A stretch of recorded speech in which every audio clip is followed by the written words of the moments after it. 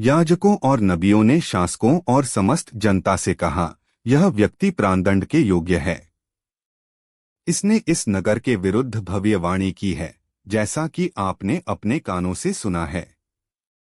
किंतु यिर्मयाह ने शासकों और समस्त जनता से कहा, तुम लोगों ने इस मंदिर और इस नगर के विरुद्ध जो भविष्यवाणी सुनी है, मैंने उसे प्रभु के आदेश से घोषित किया है। इसलिए अपना आचरण सुधारो। अपने प्रभु ईश्वर की बात सुनो, जिससे उसने जो विपत्ति भेजने की धमकी दी है, वह उसका विचार छोड़ दे। मैं तो तुम्हारे वश में हूँ, जो उचित और न्यायसंगत समझते हो वही मेरे साथ करो। किंतु यह अच्छी तरह समझ लो कि यदि तुम मेरा वध करोगे तो तुम अपने पर, इस नगर और इसके निवासियों पर निर्दोष रक्त बहाने का अपराध लगाओगे, क्योंकि प्रभु ने ही तुम्हें यह सब सुनाने मुझे तुम्हारे पास भेजा है। इस पर शासकों और समस्त जनता ने याजकों और नबियों से कहा, यह व्यक्ति प्राणदंड के योग्य नहीं है। यह हमारे प्रभु ईश्वर के नाम पर हमसे बोला है।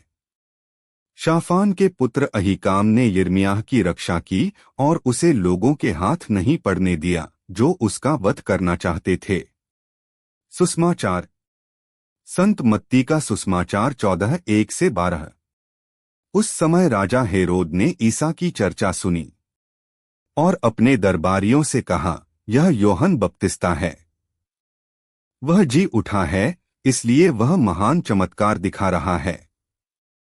हेरोद ने अपने भाई फिलिप की पत्नी हेरोदियस के कारण यूहन्ना को गिरफ्तार किया और बांधकर बंदीगृह में डाल दिया था, क्योंकि यूहन्ना ने उससे कहा था, उसे रखना आपके लिए उचित नहीं है।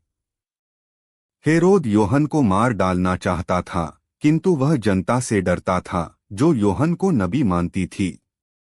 हेरोद के जन्मदिवस के अवसर पर हेरोदियस की बेटी ने अतिथियों के सामने नृत्य किया और हेरोद को मुग्ध कर दिया। इसलिए उसने शपथ खाकर वचन दिया कि वह जो भी मांगेगी उसे दे देगा। उसकी मां ने उसे पहले से सिखा दिया था। इसलिए वह बोली, मुझे इसी समय थाली में यूहन्ना बपतिस्ता का सिर दीजिए। हेरोद को धक्का लगा, परंतु अपनी शपथ और अतिथियों के कारण उसने आदेश दिया कि उसे सिर दे दिया जाए। और प्यादों को भेजकर उसने बंदीगृह में यूहन्ना का सिर कटवा दिया। उसका सिर थाली में लाया गया और लड़की को दिया गया और वह उसे अपनी मां के पास ले गई। यूहन्ना के शिष्य आकर उसका शव ले गए। उन्होंने उसे दफनाया और जाकर ईसा को इसकी सूचना दी।